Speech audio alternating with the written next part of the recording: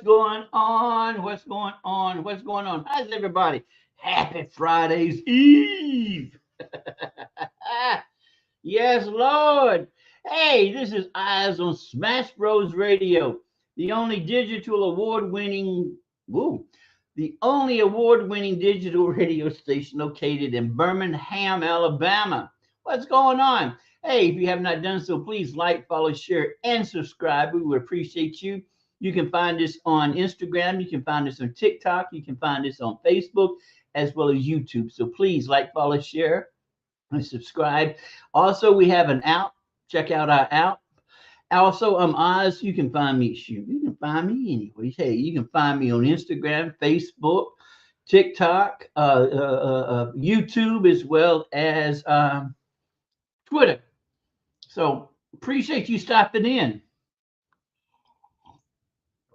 Happy Friday's Eve to you. It's going to be a wonderful day. The Lord allowed you to wake up and get up and just enjoy yourself.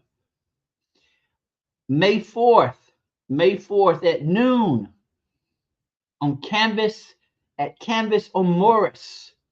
Mommy and Me Brunch. Mommy and Me Brunch. Join us for a magical cake decorating and floral class. Cake It with Pauline's. Experience the ultimate Mother's Day treat brought to you by the dynamic duo of Pauline's as well as Christopher Laurel. Don't miss out on this unforgettable event. You know, there's nothing more rewarding than when your children have grown and they remember all the activities that they shared with you as a parent or as a guardian or as an aunt, as well as an adult. They learn so much from that village that they are raised in. So this is another way of adding to the wonderful memories. Mommy and Me Brunch. That noon, Canvas or Morris.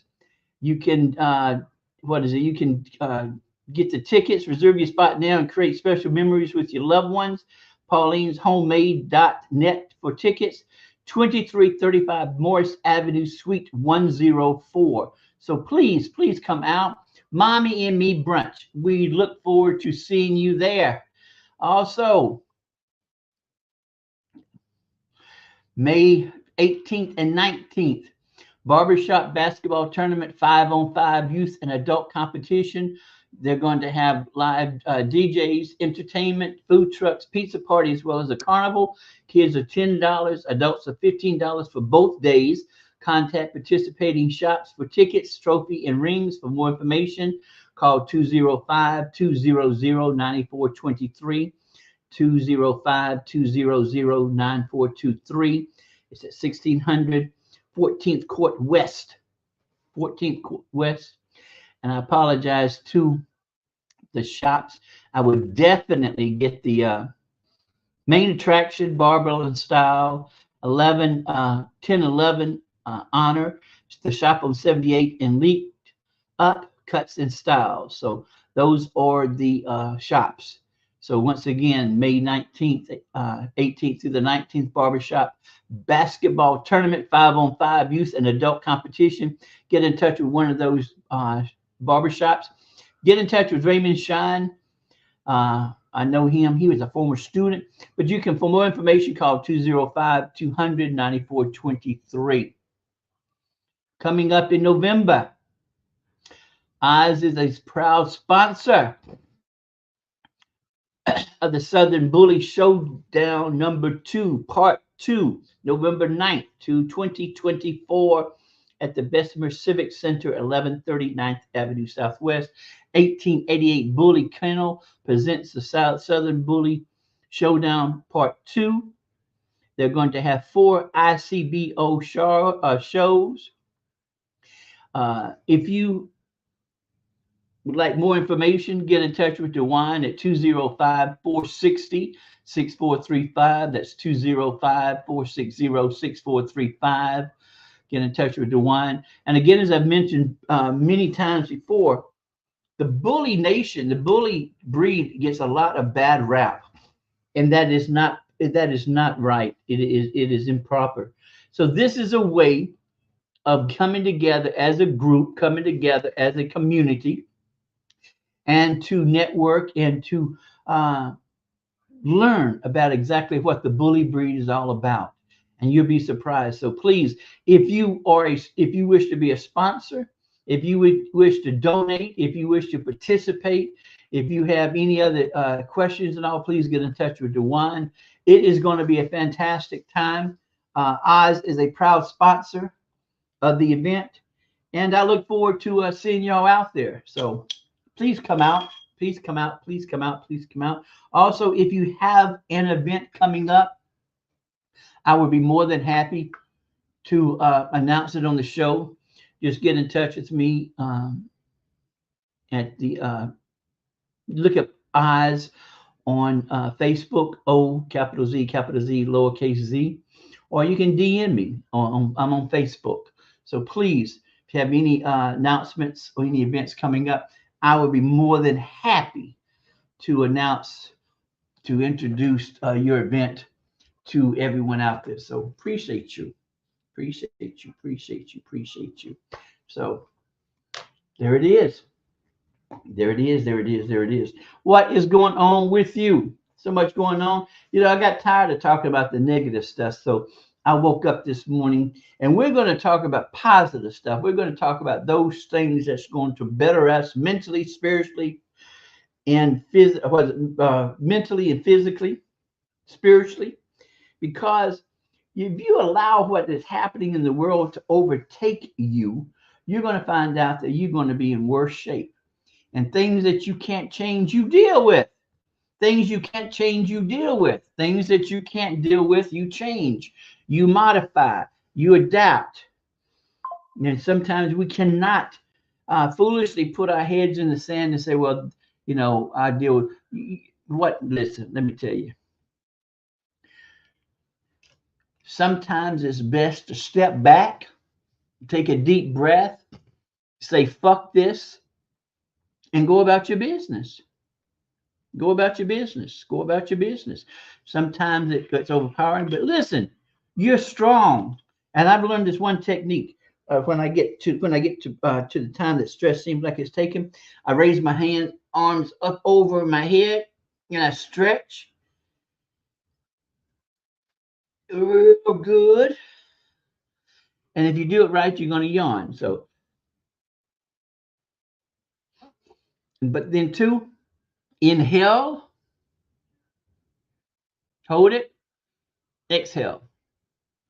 Take a deep breath, inhale deeper, exhale. One more time.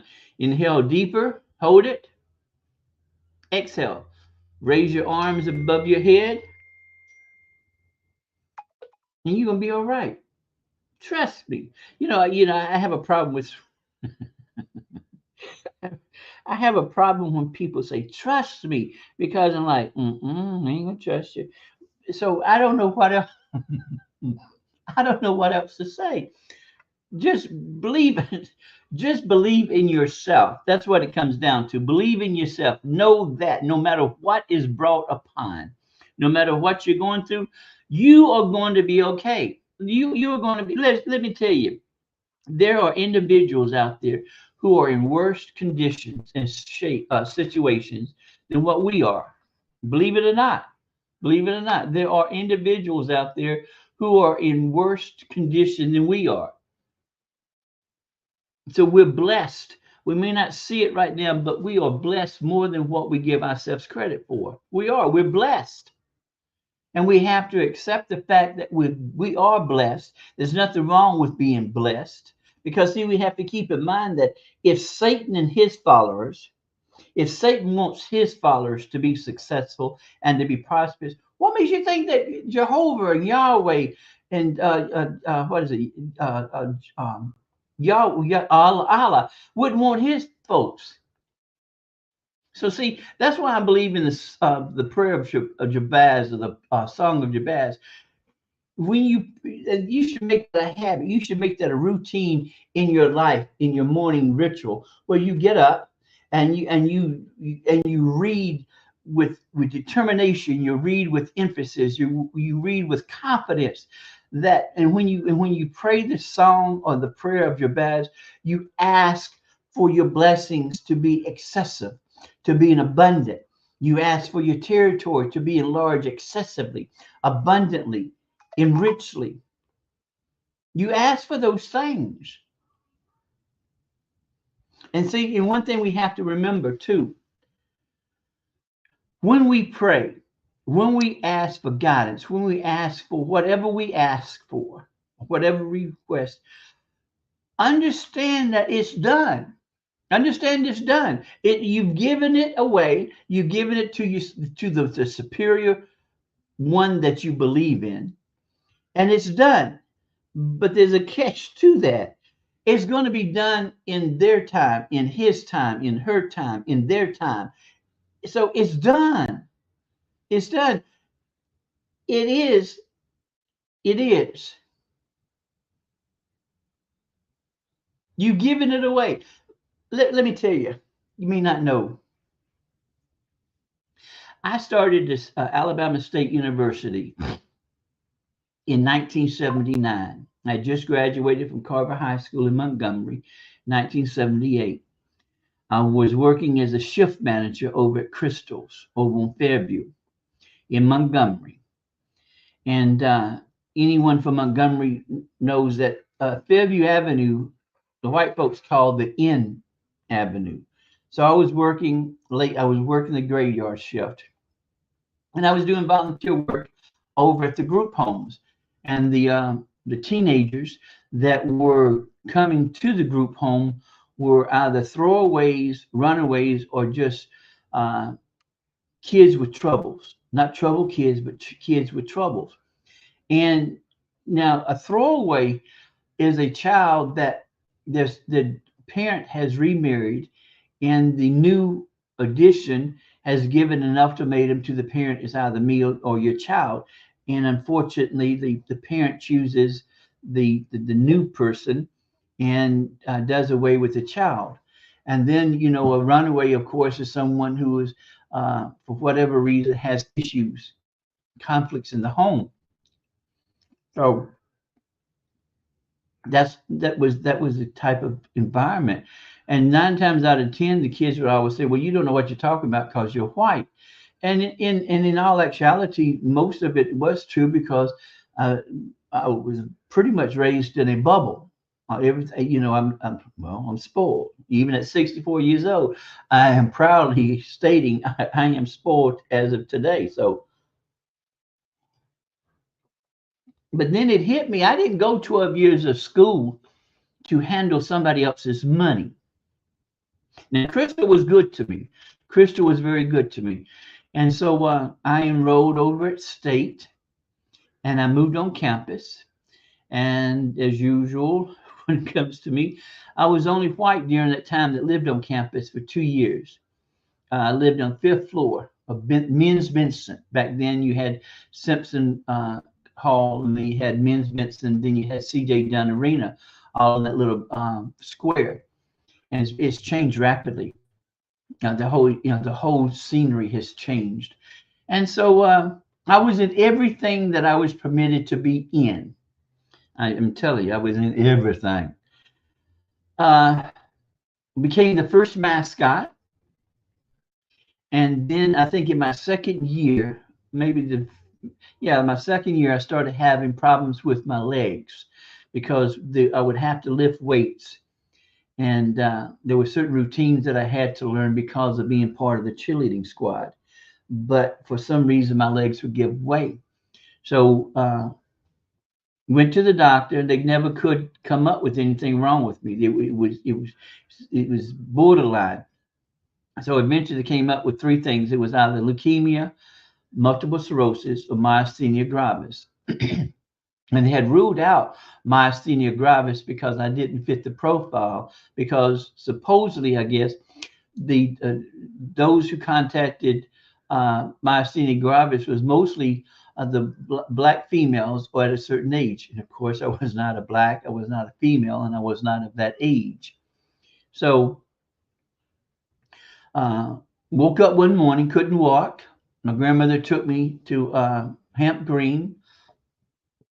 He performed an experiment on me. He put 5 little tiny needles in the palm of my hand, and he shot electrons through the palm of my hand, and it came out borderline.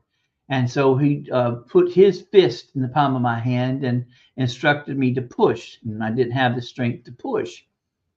And so he intravenously put methadone, which is the medicine that I'm taking now, into my arm. And we waited for about 45 minutes. And he repeated the exercise of putting his fist in the palm of my hand. And I had a little bit more strength. And so he repeated putting those little tiny needles in the palm of my hand, and it came back. And so that's where they diagnosed that I had myasthenia gravis.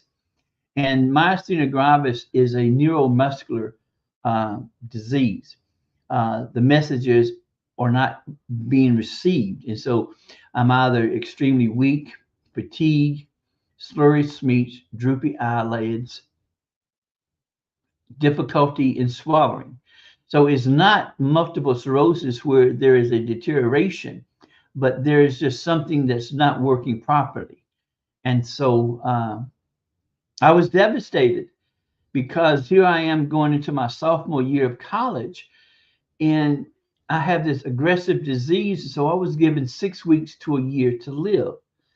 Now I'm in my 20s. Okay, 79, I was 19, 80, I was 20, 81, 21. So 21, 22 years old. And I was looking good for a white boy. Shoot, I had hair back then down to my shoulders.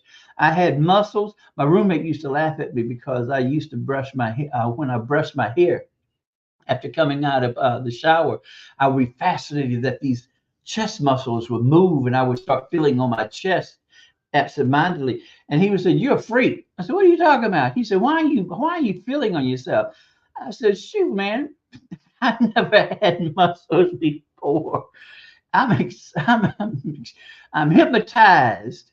So when I found out that I didn't have long supposedly to live, I was devastated. So after my grandmother brought me to her home and I went to my room, I came back out. She was sitting at the breakfast table, and she sat me down and she said, "Listen, he only can tell you what he was taught. He doesn't have the last say. I want you to go to your room. I want you to pray. I want you to pray earnestly. I want you to pray with determination, with confidence. I want you to pray to God for assistance, for understanding." So I went in there and I prayed. I prayed like I had never prayed before. I told him that I'm scared and I don't know what to do. I don't know how to handle this. I know that you are the one that controls everything. You are the one that knows everything. And I'm coming to you because I'm scared and I need help. I need to have some type of understanding. I need to have I need strength. I need confidence. I need a surety. I need certainty that I'm going to be okay. And I'm asking you to please give me the confidence. Please give me strength. Please give me the endurance. Please give me some type of substance to help me. Empower my guardian angel Seymour. I don't know why, but I was taught that you give your guardian angel a name to make him relevant. And I named my guardian angel Seymour. And I believe that everyone has a guardian angel. So after I prayed and I cried, came back out, my grandmother was still sitting at the table. And I said, "I prayed." She said, "Well, good." She said, "We're through with this. We're not going to discuss this again. We're not going to talk about this again. It's done." She said, "You prayed to God. You've given it to God. God is going to handle it." She said, "Do you understand what I've said?" I really did. I said, "In a way." She said, "Listen, when you pray, you have given Whatever you wanted, whatever you have requested, you've given it to God, and He's got it. And He has accepted it, and He's going to handle it. So it's done. But she said, keep in mind, it's not done in your time, it's done in His time. So you've done it. We're not going to talk about it. She said, now, if negativity or if Satan comes into play and wants to have doubt, she said, you erase that, you eliminate it. You don't think about it, because when you allow negativity to come in after you prayed, when you have doubts within what your faith that you once had is gone, is eliminated. So what you had prayed for earlier is no longer, because you've taken it back because you doubted the power of God. She said, you don't let negativity to come in. Well, that has been over 40 something years. And I'm still here. I'm still here. This is 2024 is your year.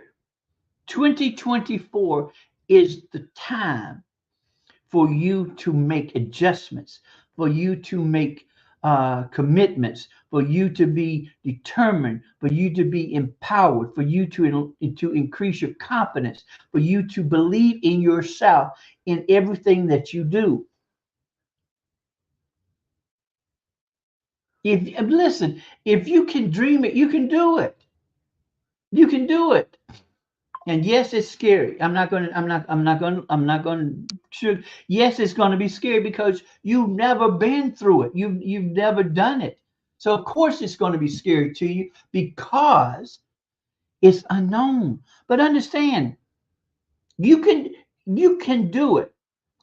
All these years that you had hoped to be whatever, to be a fashion designer, to be a whatever your endeavors, whatever your dreams and goals are, you can do it. Listen, if I can go through what I went through, you see, I had 4 goals. I had to be a teacher, to work in Birmingham, to have my master's and or my doctorate by the time I turned 42, I think it was, and to go back and to be the president, to be the true, authentic first white president of Alabama State University. And see, I've changed that because I finally realized that the president don't have any power. I want to be on the board of trustees. So I became a teacher, started working in 1988, was blessed to have a wonderful administrator, Mrs. Barbara McDonald. Could not have been blessed with a more supported administrator. She gave me so much guidance. She gave me so much support. She gave me so much knowledge in that I became the teacher that I am. She laid the foundation. Now there were others, but she was the initiator. She was the one that started it. So if I can go through all of that and I'm still here. See, what is it? I became a teacher, started working in Birmingham in 1988. I got my master's. Ooh, when did I get my master's? Got my master's by the time I think by the time I was 40. And I got my doctorate by 43, 44. But anyway, so if I can do all of that, you can do it. You can do it. Sometimes I didn't have the support that I wanted, but that was okay. In the long run, it was okay. But I thought I needed the support, but I didn't. All the support that I needed was with me, because see, as you progress, as you increase, as you improve, as you enlarge your territories, as you become more blessed, You're going to have those naysayers that's going to start bombarding you. And it's going to come from your family. It's going to come from your circle, and then you're going to find out that those individuals were only there when you were at your best. But now, since you want to change, oh, so you want to be better than us. So you think you're better than us. What makes you better than us? You ain't going to do it. You're not going to do it. You don't have it in you. You got to put those naysayers away. Don't say nothing to them. And at time, don't tell them what you're doing. Don't tell them what you're doing. Do it. Do it. Keep it a secret. There's nobody. Listen, sometimes your journey is only for you. No one's going to understand. Some people don't want to understand because they want you to stay in the same place that they're in. And you don't know who's watching you. You don't know who's observing you. And you don't know who you can inspire because they see you being tenacious. They seeing you to be determined, to be motivated, that you're changing. And there's nothing wrong with change if it's an improvement. There's nothing wrong with changing. Change is good. And that's scary as hell, trust me. But you can do it. It's in you. You just have to step out on faith. And if by chance what you wasn't successful, okay, so and what? You've never done it before. You take what you've done, what you have learned, you modify it, you do it again. You don't get where you want. Okay, that's cool. Then you invest again. And you take everything that you've learned. And then sometimes you may have to venture out and ask someone who is in the trade or whatever, ask them the pros and cons, ask them to help, to give you suggestions. And you will be surprised at the individuals who are really willing to help, to give you the advice, to give you the guide, the blueprint, the guidebook. You just have to want it. How bad do you want it? How bad do you want it? Because you can do anything that you want. It's in you. If I listened to all the naysayers, I would never have been a teacher because they thought I didn't have the personality to be a teacher. They thought I was too fickle. They thought I was too foolish. They thought I was too silly. They thought I was too much of an introvert. All these negative stuff. But I was determined to be a teacher. And and see, and I was still blessed because in 2013 I had to retire. I had my annual physical, and Dr. Armour asked me what was wrong, and I didn't know what was wrong, and I broke down crying. I'm not saying I was an emotional wreck, but I didn't know I was under a lot of stress. So she asked, when are you going to see Emily, which is my neurologist? I said, well, my appointment is right after yours. She said, do I need to call Emily? I said, no, you don't have to call Emily. Because see, when you are a teacher, you learn that you have to do things yourself because people are not going to volunteer to help you. You're going to have to do everything for yourself. And then if the administration gets involved and pretty much suggest or recommend somebody to help you, they're going to fuck everything up to where you're going to have to do it again because they didn't want to help you anyway. So you might as well go ahead and do it yourself anyway. So see, I was teaching AP classes, which I did not want because when I had requested AP classes over at Huffman High School, no one wanted to teach. So I had it the same way when it came to the mascot. I did not want to be the mascot, but no one wanted to be the mascot. So I figured that, well, I'll take it, and then people will see how much fun it is, and then they would want to be a mascot. Lies. I was mascot for 3 years. And then sometime after that, then they got a new mascot. Same way when it came to AP classes. As department head of the social science department, I wanted my department to be the best out of the Birmingham City schools. So I wanted to have AP classes. Even Ramsey did not have AP classes. And they can argue all they want.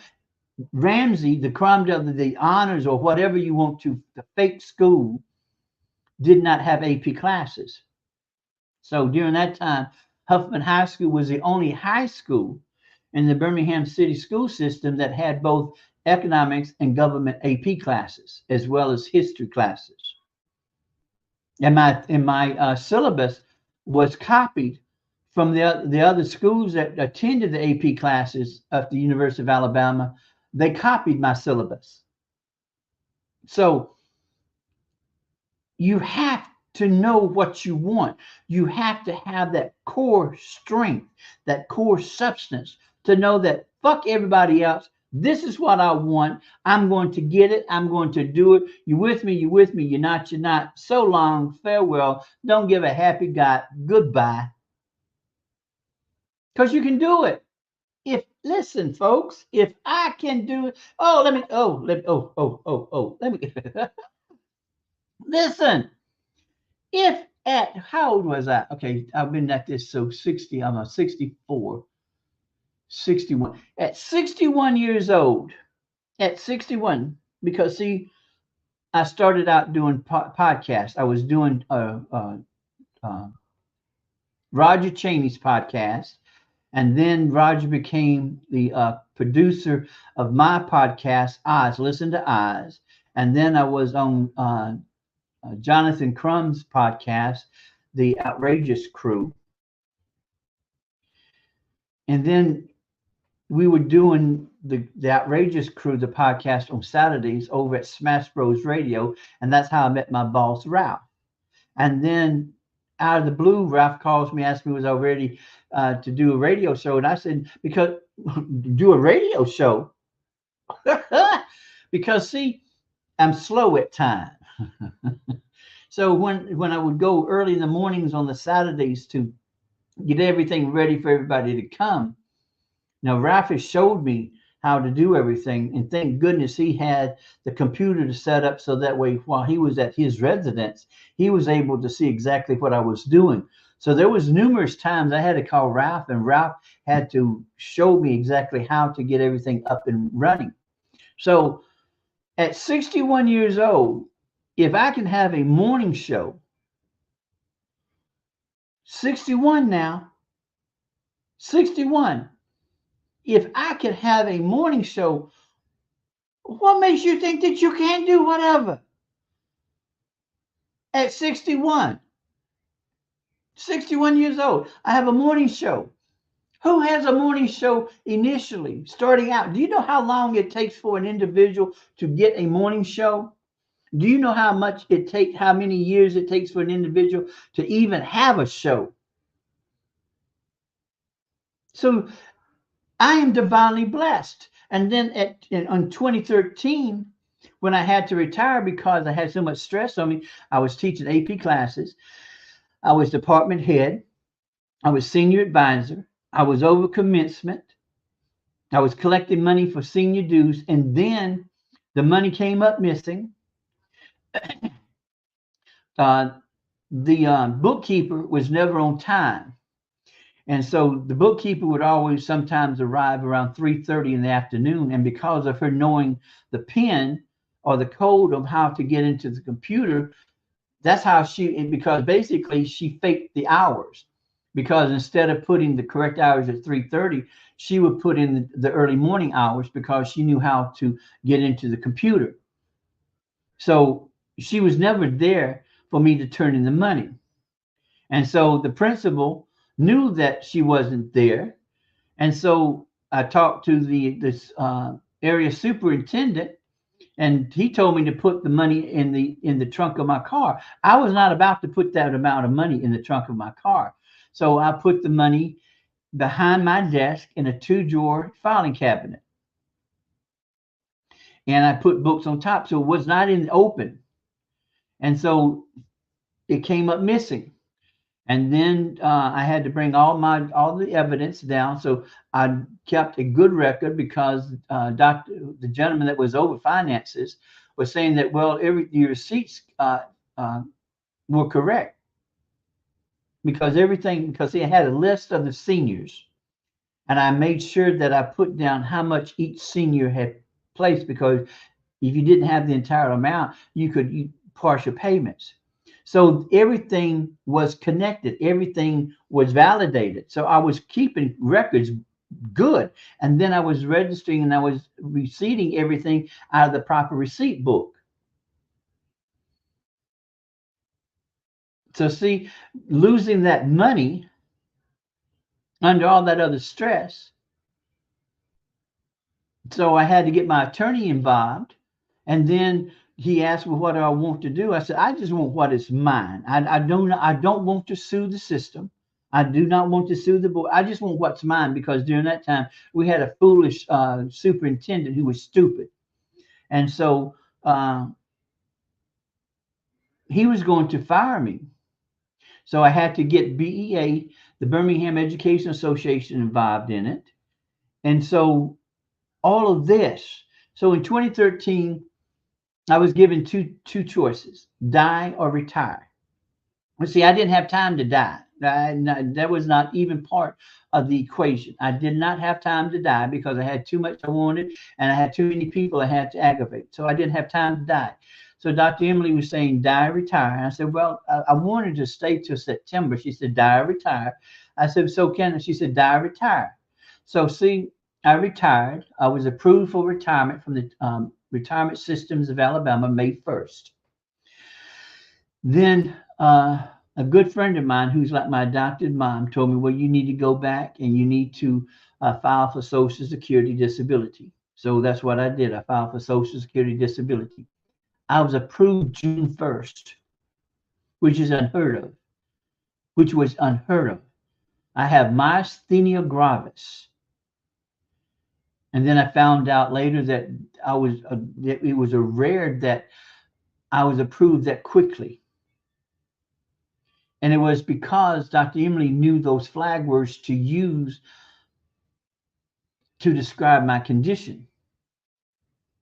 Because from what I understand, the individuals who read the applications coming in, they search for certain words. And if you have a certain number, you go to a certain place. So Dr. Emily must have used more than 4 words.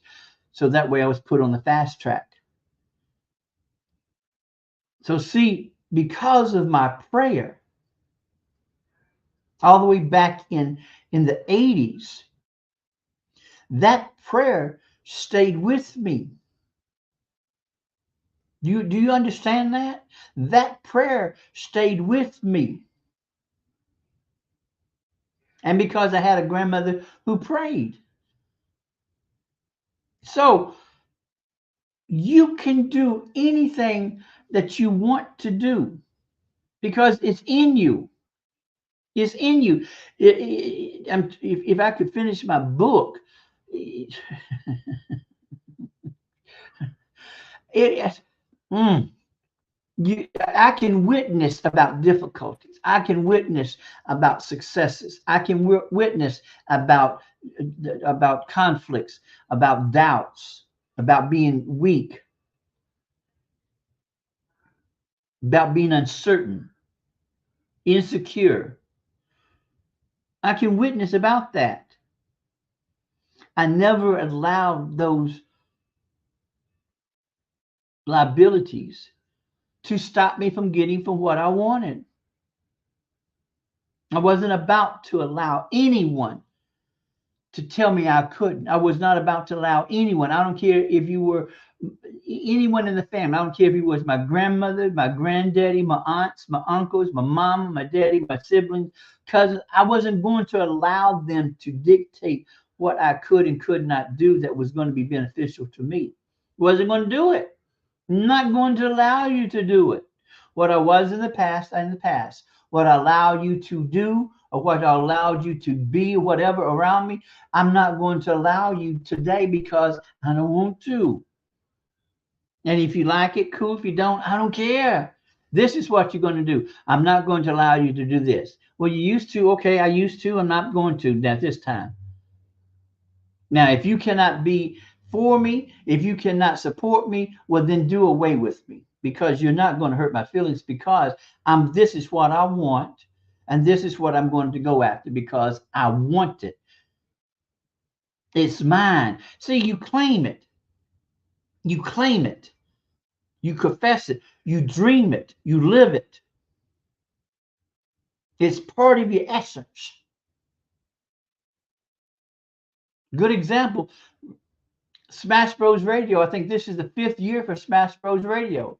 What if Ralph and OT did not have the substance, did not have the desire, did not have the dreams, the goals, the endeavors, the motivations, the tenacity? What if they didn't? What if they did not continue doing what they wanted?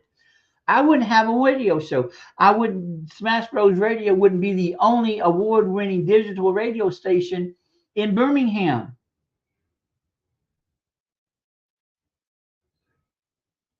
How bad do you want it? Because you can do, people, you can do it. How bad do you want it?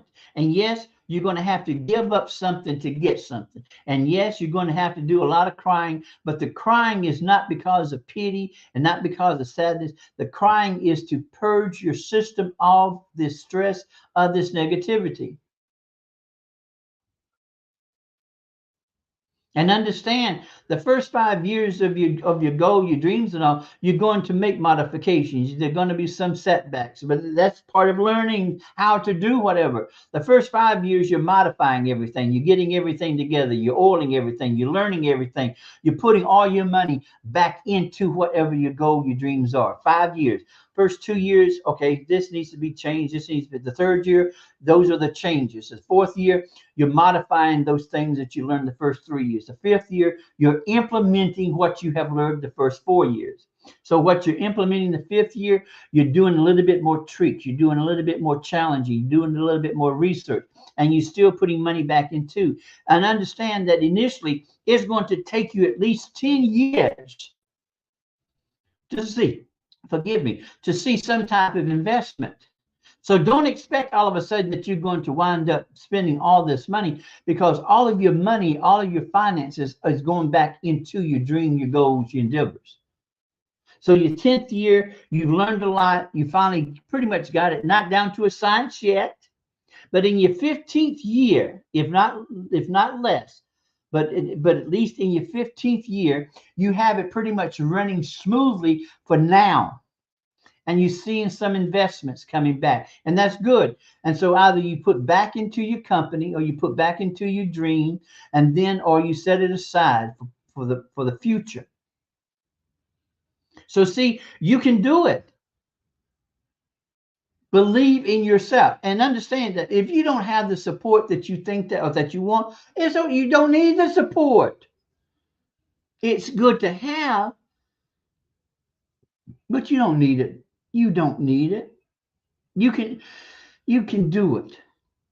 Here I am in my 4th year with a morning show, and I'm still learning. And yes, I still make mistakes, and sometimes I get so frustrated that I won't, but I can't give up, because if Ralph had enough of trust and belief in me, well, then if he can believe in me, shit, I got to believe in myself too. So see, there's a lot of change. See, I'm finally, Ralph has blessed me in that I can do my show at my house. He showed me how to hook up everything. Now I'm still learning this new streaming service, and I'm going to get it. And then on top of that, I'm going to get in touch with some former students. I'm going to get in touch with Chauncey, and so that way she can build me a website that everything can be monitored. I'm going to get in touch with Erica Scott Torbert, who's an attorney, and she's going to set up everything legally when it comes to everything legal. When it comes to the LLC, when it comes to my brand, when it comes to, she's going to do all of that. So see, I have it in my head, and I know what I want. And so see, I'm still learning. I'm still developing. Now see, that's why I've changed my life expectancy. I don't want to live to be 78. I don't want to live to, I want to live to be long. I want to be 90 something. Even I've asked God that, hey, if he deemed it necessary, 100 would be cool. But at 64 years old, I need at least 20 years. I need 20 years under my belt so that way I know that my brand is working and it's thriving and it's generating revenue. I want to make sure that the apparels that I have in my head is doing well and is generating money. I want to make sure that everything that I have after I've gone can be sustained, can live on after me. So see, I need 20 years, 20 years plus. I need to be able to sit back and know that everything that I've worked for, everything, all those individuals who have helped me, from Roger Cheney, Jonathan Crum, Ralph Mobley, making sure that I show them how much I'm appreciative of what they've done for giving me the chance, for giving me the opportunity, for opening those doors. So see, I need 20 years. Because I have all this stuff in my mind. I have to make sure that my brand is secure, that nobody can come in and rob me. I have to make sure that all the LLCs and everything is solid and everything is understood, and those standards are held after I leave. At 64 years old, if I have all of this stuff bombarding my head, you can do the same. You can do the same. You can do the same. You can. You can. I know you can. I believe in you. I have faith in you. And I know that you can. Just let go. Let go of all that negativity. And if you have to sever the ties with some people, okay, cool. I don't care if you went from kindergarten all the way to high school and they're the homeboys. If you have to cut them loose, you cut them loose. You don't need anybody to hold you back. You don't need it. And as you get more successful, you're going to have to make sure that your circle becomes more smaller. There's not that many people around. And you'll be surprised at those people who will step up because they see that you're making progress. But they couldn't help you because you were socializing with individuals who meant you no good. And understand, it might be your family that's going to be your worst naysayers. Understand that. Understand that. It might be your family to be your worst naysayers because they don't want you to change. Your friends don't want you to change. But you can do it. How bad do you want it? How bad do you want it? How bad? If I, with myasthenia gravis for over 40 something years, if I, being 64 years old, can start out with a new career, imagine what you can do. Imagine what you can do. And then on top of that, I'm an introvert. And then on top of that, I have a mild form of anxiety and depression. So with all of that, if I can do this, you can do it. Do you know that there's sometimes in the mornings that I don't even feel like getting out of bed? I do. And unfortunately, sometimes those feelings take over. Because if you've never experienced, or if you have never indirectly been involved with someone or know of someone who has anxiety and depression and all, you could never know. So dealing with myasthenia gravis, dealing with having anxiety and having a mild form of depression, if I can do all of this, oh, imagine the success that you can have. Imagine what you can achieve. Because you can. I believe in you. I have faith in you. And I know you got it in you because you dreamed it. Claim it, live it, dream it. You can do it. You got it in you. You got it in you. Be the example. Show everybody what you can do. Don't tell them what you're doing. They ask, come up with some type, well, just chilling. Well, you ain't been around. Man, I've been tired. Well, what's going on? No, I'm just tired. Just tired. And then eventually, bam, let me see what you've done. And if they can't give you anything positive, don't say nothing to them. Leave them alone. Because why didn't you tell us?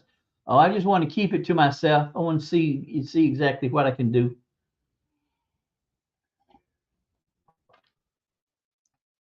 Because you can. You can. You will. Will it. Claim it. Do it. It's not late. It's never too late. It is never too late. If you want to go back to school, you go back to school. You want to get another degree, go back and get another degree. If you've never graduated, go back and get your GED, get your high school, get whatever you want, you do it. Don't say nothing to nobody. Don't say nothing to nobody. Because it is. It is. Thursday. Is this the first Thursday in April? Is this the full? Is this the full? Is this the full? Is this the full Thursday? Oh, this is the first Thursday in April. Get out of here. And then you got that, what is it, the solar eclipse that's coming up on the 8th?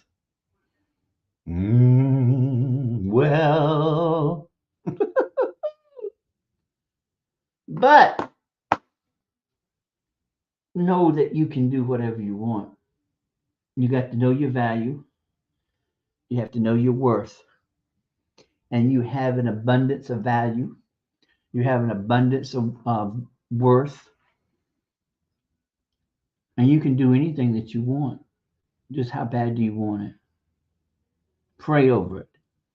And understand that once again, once you have prayed, you have given what you have requested to God.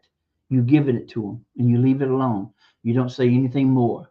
You don't allow negativity to try to invade, to take what is yours. You don't do that. You do not allow your blessings to be taken away from you. You don't. You do not. Do you understand that? You do not allow your blessings to be taken away from you. Whatever you've given out, you can take back. Stand 10 toes down. Do you understand that? Do you fuck them? Do you understand? Do you fuck them? And I'm not talking about negative. When I say fuck them, don't pay them no mind. Do you fuck them? You can do it. You know you can do it. I appreciate you. Appreciate you tremendously. I hope that I have helped someone. If you have not done so, please call an individual in your life. Let them know how much you care for them. Surprise them. Take them out to eat. Bring them something that you know that they like. Life is too short, folks.